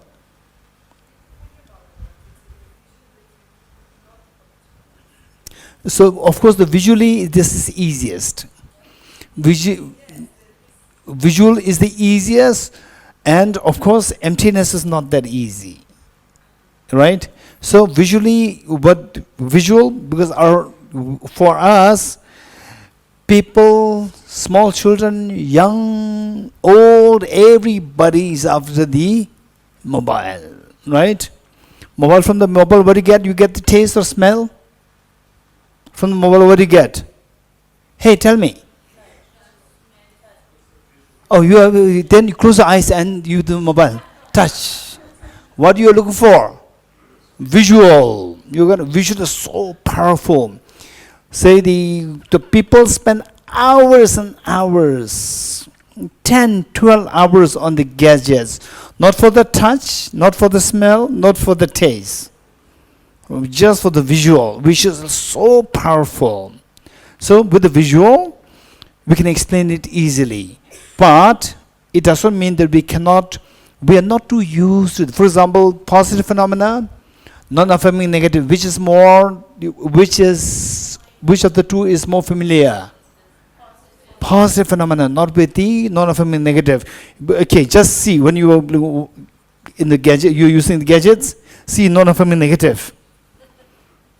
Right? Your mind will never go into non-affirming, always positive phenomena, something coming up. Positive phenomena. You getting it? This is how we need training. You getting it? This is how we need training. The taste, smell, touch, and sound is relatively easier next to the visual. Okay, good. Now, okay, 4 essentials. First essential is identified with negation. So, how to see whether the flower truly exists objectively or not? For this, we need to remember what Arya Nagarjuna said. To see if the flower exists ultimately or not, to see the flower exists objectively or not, we have to remember what Arya Nagarjuna said. What did Arya Nagarjuna say? If the mirage were to be water, why not those close by the mirage see water? Ben, translate.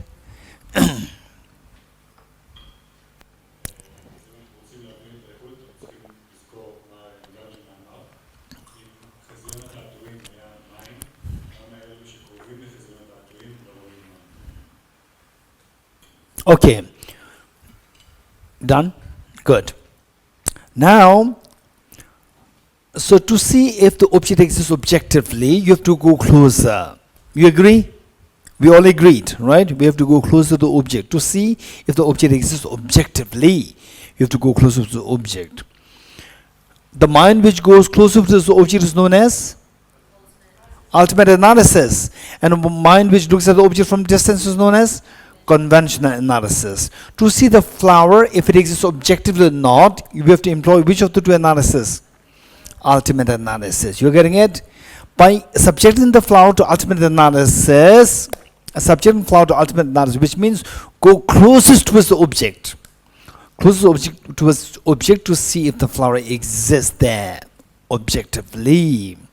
So going there, you see only 2 alternatives, only 2 possibilities for the flower. If it does exist objectively, there are only 2 possibilities. For example, if somebody tells me that you have stolen my Rolex watch. What is the most expensive watch today? Rolex or Omega or okay, Rolex. Huh? It depends. Diamond, yes, it depends. Okay, so let's say somebody accuses you of saying that you have stolen my Rolex watch. It's in your hand right now. In your hand. How many hands you have? 2. These are the only 2 possibilities that you have. So of the 2 hands, first what you do is that you open your first hand. It's empty. Now the second possibility is that you open this second hand. It's also empty. You're getting it? Which means that by proving that it's not my right hand, it's empty in my left hand, it's not in my right hand, left hand, it's empty, it rules out the accusation that I stole the Rolex and that it is in my hand. That is ruled out. That is proven wrong. Yes? You agree? Likewise, if the flower does exist objectively, there are only 2 possibilities for the flower to exist objectively. What are the 2 possibilities? Going very close to the flower, you will see the atoms. You getting it? First, what we see, if it is a real flower, first you see the partition of the cell membranes. Right? Is there any botanist? Okay, so let's say, not botanist, biotechnology. Let's say that, you go into sometimes, by the way, you have to watch NASA companies, what is known as the powers of 10. You have to watch it, the powers of 10, which means that the flower, the leaf, the human eyes, human skin, they are they are what you call zoomed in. Electron microscope, it keeps zooming in to see what is there. What is there? Say with your, let's say the flower. As a flower, initially, for example, what is done was on the skin is also done. Skin is done on skin. Then we feel attached to the skin, right? So when I was 7 years, I still remember so vividly. When I was 7 years old, my hand, the skin texture is just beautiful. It's amazing. So aesthetically beautiful, amazing. The complexion is so beautiful. Now no more. It disappeared. You're getting it? It was so cute in those days. Okay, so what we see as very cute, so beautiful hand texture, the skin texture. You look at it through electron microscope. First, you see it is no more cute. It is just optical delusion. You're getting it? Optical illusion that we created by our mind to see somebody so attractive.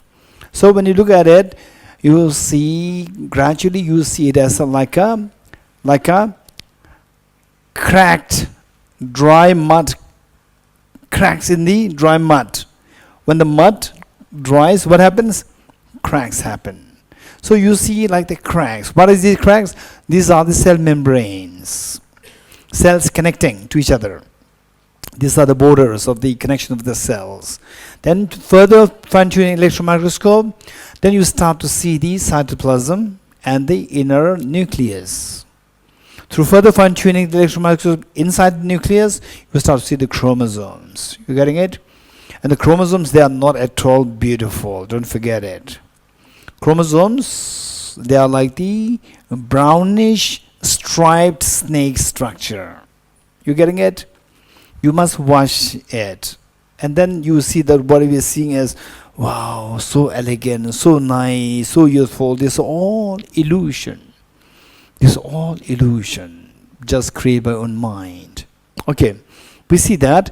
And then even the chromosomes, through fine-tuning that, we see it. We start to see the DNA molecules. Through further fine-tuning this, we start to see the atoms. You getting it? Okay. So there, with the NASA company's projection of this, the powers of 10, it stopped at the point of, I think, atoms. Atoms, and it goes to the nucleus and stop there. Okay, so let's say atoms. On the atomic level, where is this beautiful flower? The flower simply dissolves. Concept of flower dissolves with respect to your perception of the same object through electron microscope. The flower dissolves. You're getting it? Okay. Now you have gone too close to the object. If the flower does exist objectively, you have to go too close to the object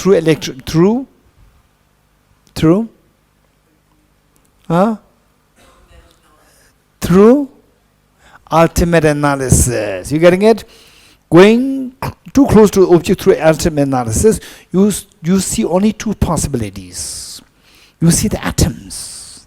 Either the atom should be the flower, or different from the atom should be the flower.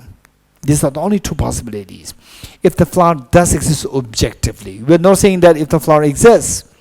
If the flower exists objectively, then objectively you go closer to the object and you end up seeing the atoms. So this is one possibility. Either you say these atoms are the flowers, or you would say that the flower, it exists, the objectively still. If you believe that it exists objectively, remove the atoms, the flower should be visible there. So these are the only two possibilities. If you rule out these two possibilities, then say, what is your conclusion? When you say that you have stolen my Rolex watch and it is in your hand right now. So I stretch out my two hands. Right hand is empty, left hand is empty. What will you conclude? Hey, what will you conclude? It is the claim or the accusation that it is in my hand is false. You getting it? Likewise, the two possibilities. Either the atom should be the flower, or remove the atoms, they should be the flower as different from the atoms. Right? If none of these two is true, what is your conclusion? That the flower believed to be existing objectively is false. It's not true. You're getting it? You getting it? Okay. Is there anybody who can repeat what I said? Repeat, paraphrase, whatever. In your own words. Anyone? Ben.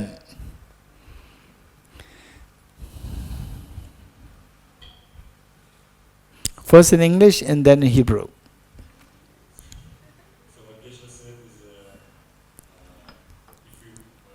if things do exist objectively, if the flower does exist objectively, then when we go closer towards the flower, we're going to see a bunch of atoms. So if the flower does exist objectively, that should be one with its part, with the atoms. And when we go closer to it, we can see that it is not one with atoms. And then if it's not one with atoms, and it is objectively there, then it should be existence different from its parts, from the atoms.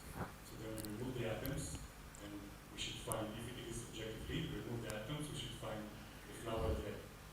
But we remove the atoms, that flower is not there. So the only conclusion is that the flower does not exist objectively.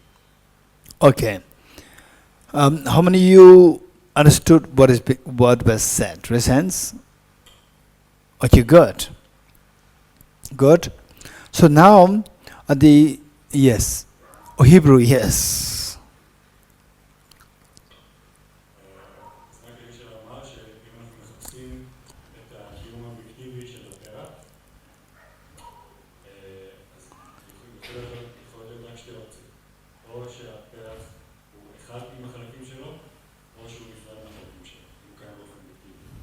כשאנחנו מתקרבים לפרח באמצעות מיקרוסקופ אלקטרוני, אנחנו רואים רק את האטומים של הפרח, אנחנו לא רואים את הפרח. מתוך זה אנחנו מבינים שהפרח והאטומים של הפרח, הפרח והחלקים שלו, הם לא אחד. אז אם פרח קיים באופן אובייקטיבי, הוא לא אחד עם החלקים שלו, הוא צריך להיות שונה מהחלקים שלו. אז ניקח את האטומים, נסיר אותם, והפרח הוא קיים אובייקטיבי שונה מהחלקים שלו, אז אנחנו יכולים למצוא את הפרח. אנחנו מסירים את האטומים, והפרח גם כן נעלם. הוא לא שונה מהחלקים שלו, הוא לא אחד מהחלקים שלו, לכן המסקנה היחידה היא שהוא לא קיים באופן אובייקטיבי. Okay, let me give you another example, then we'll stop here for your group discussion. Okay, let's say that somebody said that a robber, the mastermind of the gangsters, has escaped into this hall, in this room, right? Mastermind of the gangster has entered into this room for shelter. And in this room, you see that there's only one toddler, a small baby, right? Okay. If the mastermind is here in this room, either the baby should be mastermind, or remove the baby, there should be somebody else there as the mastermind, if it's true. You agree? Hey, this example does not require any philosophy, right? Just say yes, that's very easy. You're so reluctant, right? It's so costly, your answer yes. Okay, let me say this again. So why I'm repeating is because you do not say yes. Say if a mastermind of a gangster, a toddler cannot be mastermind. So if somebody says that the mastermind of the gangster has entered in this room for shelter, in this hall, right? In this hall you see only one small toddler, right? If the mastermind, his statement is correct, then there are only two possibilities. One is the small child should be the mastermind, or different from the small child should be the mastermind. You agree? Good. Small toddler, hardly able to walk. Is he the mastermind? No. So remove him. Right? Now is there any mastermind other than this small child in the room? Nothing is vacuum. Besides small child, there's nothing there in this hall. So both the possibilities ruled out. You can say that, you can confidently say that the mastermind of the gangsters is not in this hall. You agree? Good. Likewise, if the flower does exist objectively, you just end up seeing the atoms. Either the atoms should be the objectively existent flower, or remove the atoms, there should be the flower left there from the object in the eyes of the ultimate analysis. These are the only two possibilities. You agree? If you agree, we see that which of the two is the flower? The atoms or the different from the atoms? Which is the flower? Atoms is the flower? No. Remove that possibility. Second one, removing the atoms, what is left there as a flower? Nothing is left as a flower. Both the possibilities for the flower to exist objectively is ruled out. Because of this, the conclusion is that the flower does not exist objectively. If it doesn't exist objectively, but earlier you saw the flower, where was that? It's projected by your mind, not from the object. You're getting it? So it exists subjectively. It is empty of objective existence. It did appear to your mind, yes? It did appear to your mind. It's not from the object, so it's just a mere perception. Mere perception means perception subject or object? Subject. It's mere subjective, merely subjective. You getting it? Or we'll stop here. Teyata Om Gati Gati Paragati Parasam Gati Bodhiswatyata Om Gati Gati Paragati Parasam Gati Bodhiswatyata Om Gati Gati Paragati Parasam Gati Bodhiswaha.